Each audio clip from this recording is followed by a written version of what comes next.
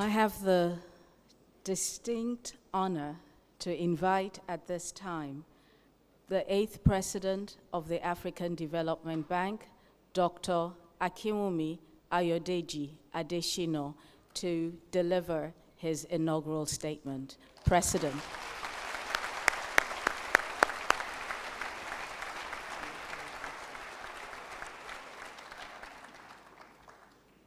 Thank you.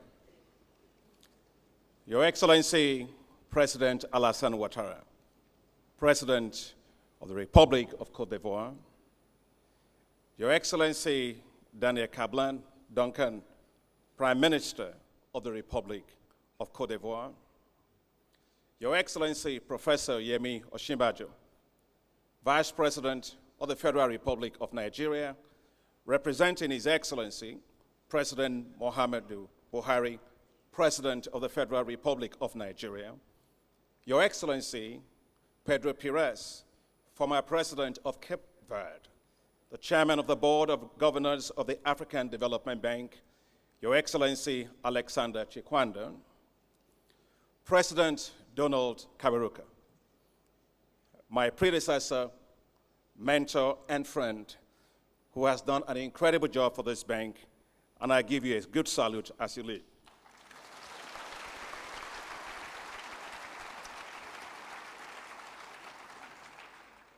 My dear wife, looking so lovely in her dress this morning.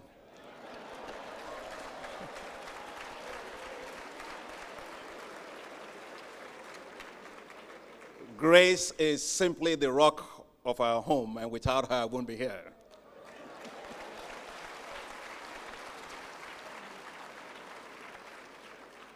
Dr. Ngozi Okonjo-Iweala, the former Minister of Finance of Nigeria, who campaigned so tirelessly for my successful election. Thank you, Auntie Goz.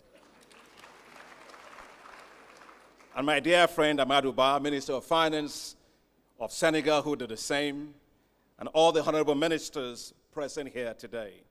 And also from home, I welcome my friends, my family, Your Excellencies, the executive governors of Kano State, the executive governor of Taraba State, the executive governor of Sokoto State, the former governor of Ekiti State, distinguished senators and honorable members of the Nigerian National Assembly, and a very powerful delegation of CEOs that can see from Nigeria and across Africa. Thank you for coming.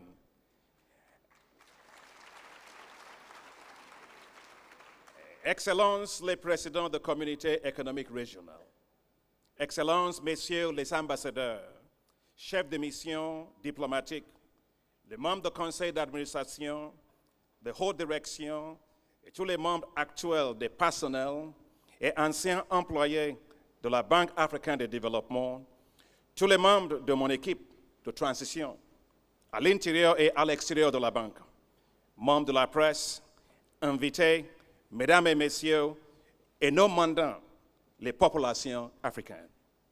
C'est avec un profond sentiment d'humilité que je me présente à vous.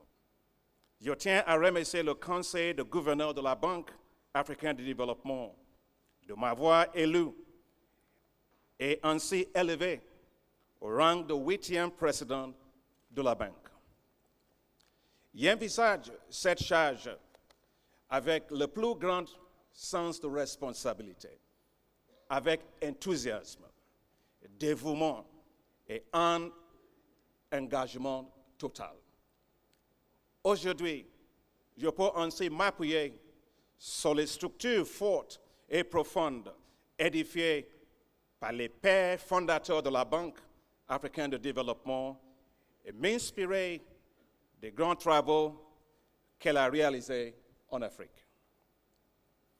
The African Development Bank has become the institution that it is today, thanks to the efforts of many great men and women, dedicated public servants, all of them, to the serving and past members of the Board of Governors, Board of Directors, past presidents of the bank, including their Excellencies Babaka Ndiaye and Donald Kaberuka, who are here with us today, to the dedicated professional staff of our esteemed bank, let me say thank you. Future generations will look back on your work with respect and admiration. We have a sacred duty to honor your hard work by building upon the solid foundation that you have created. This is a mission that I pledge to dedicate myself as president of the African Development Bank, expanding opportunities and unlocking potentials for countries, for women, for the youth, for the private sector, for the continent. As we unlock these potentials, we will unleash a new wave of growth and development shared by all. While Africa's economies are growing, inequality is increasing all over our continent. The sparkle in the eyes of the fortunate few is drowned by a sense of exclusion of the majority. Hundreds of millions of people are left behind. Most of them are women and are young people. They do not feel the impact of economic growth in their lives. Our collective challenge is to drive inclusive growth, growth that will lift millions out of poverty. Africa can no longer be content with simply managing poverty. For our future and the future of our children, we must eliminate it. We must integrate Africa, grow together, develop together. Our collective destiny is tied to breaking down the barriers separating us from large to small nations, from countries on the coast to those far inland, from the island states that depend on the blue economy, to states coming out of conflicts with resilience and determination. Our aspirations are the same: to deliver quality growth and development and to see all Africans prosper. As we open up Africa with high-quality regional infrastructure, especially rail, transnational highways, information and communications, air and maritime transport, Africa will witness a phenomenal boost in intra-Africa and global trade, and the entrepreneurial spirit of small businesses, large businesses, and millions of our young people will be unleashed. By strengthening regional approaches to the development and delivery of our programs, including financing and advisory services, the bank will reduce inequalities between regions and countries. Through partnerships with regional economic communities and the African Union, we will make progress towards our shared goal of truly integrating Africa. We must build more resilient economies and reduce fragility risks. As a one-size-fits-all model to financing development should give way to customized support to fragile states and countries coming out of conflicts. They need our understanding, and they deserve our support and confidence. Our confidence in their ability to build stronger political, economic, and social institutions. Our confidence that they can, if well supported, foster inclusive growth by effectively managing their resources for the development of their peoples. The resilience and doggedness shown by Liberia, Sierra Leone, and Guinea in the face of the Ebola crisis, and a tremendous response by this bank, and the success of Nigeria in tackling the pandemic clearly demonstrate that political will is the currency of development. The bank will work in new ways to address the root causes of economic fragility, support diversification of economies, strengthen institutions for transparency, accountability, and good governance, and support countries to get more out of their own domestic resources. We will build Africa's confidence in itself, the confidence to resolve some of its greatest challenges. We must light up and power Africa. Energy is the engine that powers economies. The more energies economies have, the more prosperous are their peoples. We must do more to power Africa, from our homes, businesses, industries, to our schools and hospitals. To do so, we must take bold steps, think differently, and act with a greater sense of urgency. Africa cannot stand by with such massive resources for both conventional and renewable energy, and yet be known for the darkness, not the brightness, of its cities and rural areas. Factories lie idle for lack of power. The lack of energy has put brakes on Africa's industrialization. Hundreds of thousands, especially women and children, die every year from the effects of smoke from biomass and firewood, simply trying to cook decent meals for their own families. Much wealth is tied down, and the potential wasted on our streets. Our small businesses, welders, barbers, food processors, electricians, all of them hardworking Africans, are underemployed and spend most of their hard-earned incomes paying for energy. Africa is blessed with limitless potential for solar, wind, hydropower, and geothermal energy resources. We must unlock Africa's energy potential, both conventional and renewable. Our bright sunshine should not only nourish our crops, it must power our homes. Our vast water resources should do more than provide us much needed drinking water. They must power our industries. Unlocking the huge potential of energy for Africa will be a major focus of the bank. The bank will be a leader on this critical issue, for nothing is more important for Africa's economic growth and development. We will be bold, creative, build strategic partnerships on energy for Africa, and harness resources from the public and private sectors. We will work closely with our political leaders and support African countries to power their economies. As a bank, we will launch a new deal on energy for Africa.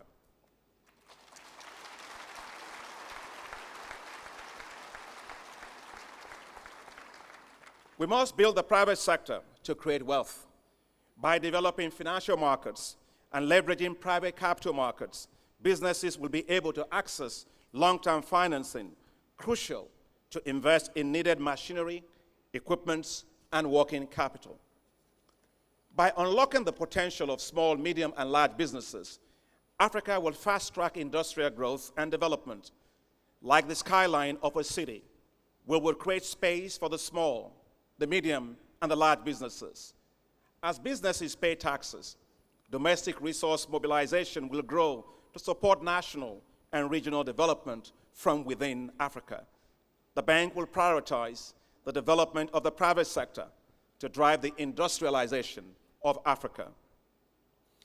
Africa's rural areas need economic ladders out of deepening poverty. Africa's growing wealth is highly concentrated in the urban areas, while millions of people in Africa's rural areas remain in poverty, bypassed by the pace of growth.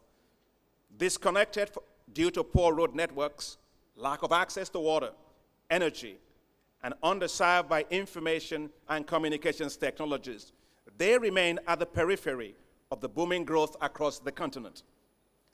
Africa's rural poor do not need handouts. They need opportunities to unlock their wealth potential.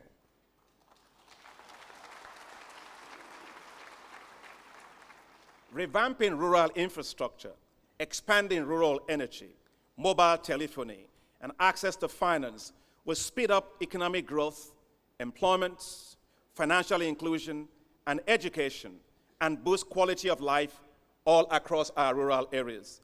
The bank will prioritize rural economic development to help lift millions out of poverty. Ladies and gentlemen, Africa must feed itself.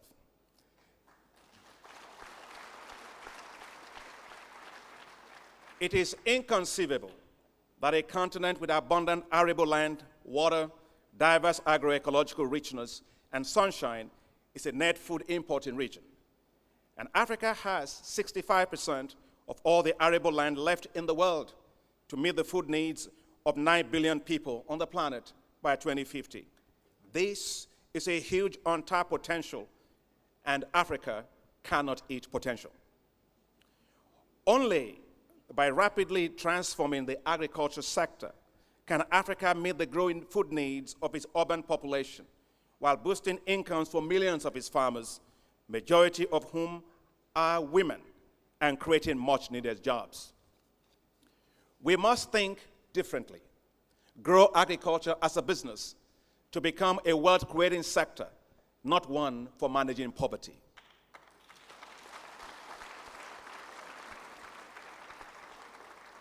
These will excite the youths to see agriculture as a viable business by moving away from exporting primary commodities to developing agro-allied industrial zones in rural areas. Africa will expand its ability to export processed cocoa, not cocoa beans, processed coffee, not coffee beans, textile instead of cotton. Africa will add value to all its staple foods. Africa will move up the value chain of wealth, diversify its economies, expand foreign exchange earnings, reduce food import bills, boosting fiscal and macroeconomic stability of countries. Africa will finally take full advantage of its soil wealth, not just oil or mineral wealth. The bank will prioritize agriculture and food security for the regional member countries.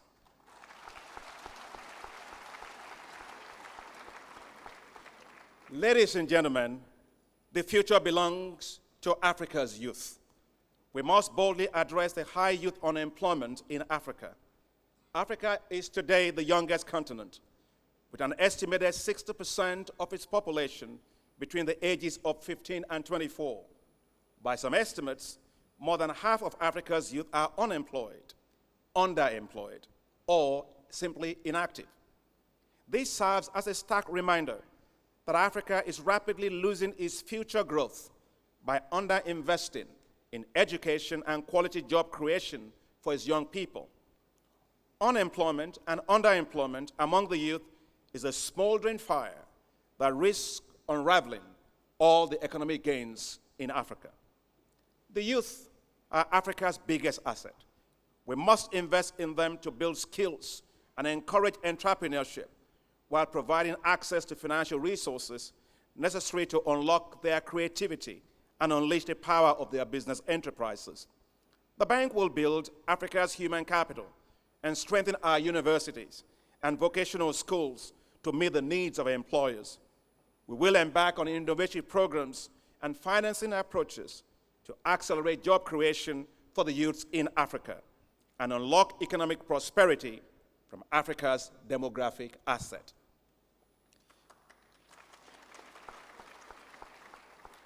Ladies and gentlemen, 5 priorities will shape our work at the bank under my presidency as we advance the implementation of the bank's 10-year strategy. Light up and power Africa. Feed Africa. Integrate Africa. Industrialize Africa. Improve quality of life for the people of Africa. Our bank staff, processes, and systems will be shaped to deliver on these critical imperatives. We will become sharply focused on measuring the results of our lending operations on the lives of people.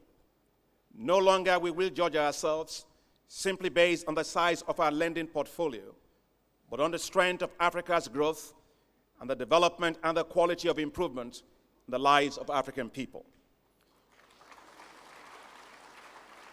We will be more than a lending institution. We will build a highly competitive, world-class, knowledge-driven bank to provide top-notch policy and advisory services to countries and to the private sector. We will become a true development institution with measurable impacts on the lives of Africans. The bank cannot achieve this alone. I thank all regional and non-regional shareholders of the bank for their strong and highly commendable support over the years. The task to deliver inclusive growth for Africa is significant but not insurmountable.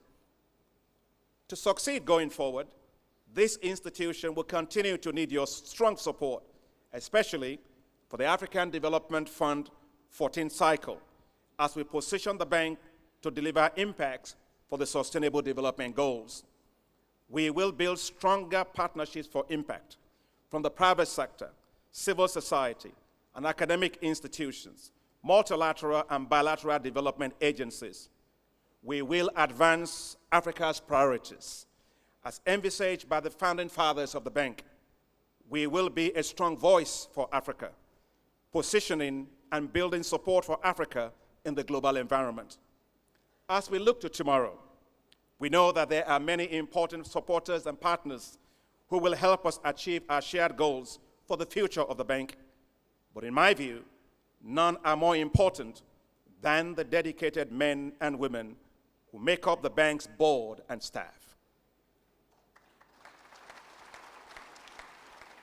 I wish to especially celebrate the staff, my colleagues here in Abidjan and in all our country offices and the regional resource centers across Africa. You are the bank's greatest asset.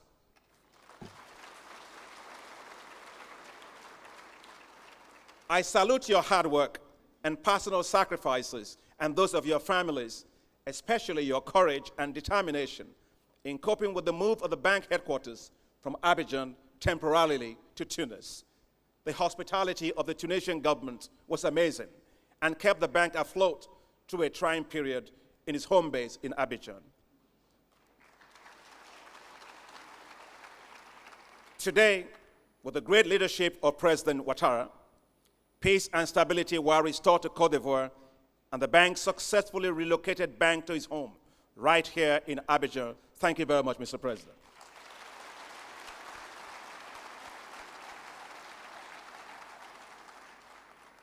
As your president, let me assure you that I will support you everywhere you are. We must pull together now as one effective, high-performing team. Together, we can achieve more.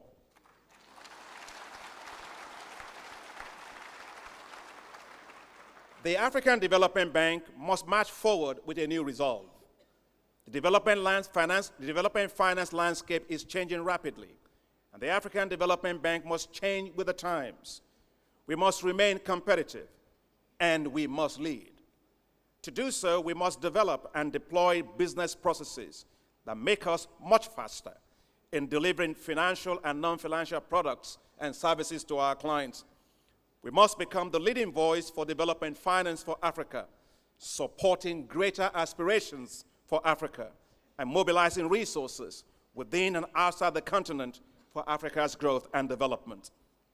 We must become a more efficient, effective, results and knowledge-driven bank, one that is flexible and innovative in driving new models that will further grow our business and income. As a bank, we are already in the right path with decentralization, but we must go even further. We must no longer focus on merely being present. We must grow our business and we must grow our revenue everywhere we are. We must serve our clients, the regional member countries, and the private sector much better. Our bank will be merit-based and able to attract and retain top-notch professional talents. Our bank will build and harness strategic partnerships to solve major development challenges facing Africa. We will unlock the greater potentials for Africa, and we will become the development bank of choice for Africa. Ladies and gentlemen, we need all of Africa to succeed. So let us rededicate ourselves to a greater Africa, an Africa with prosperous and sustainable and inclusive growth, one that is peaceful, secure and united, regionally integrated and globally competitive, a continent filled with hope, opportunities, liberties, and freedom, with shared prosperity for all.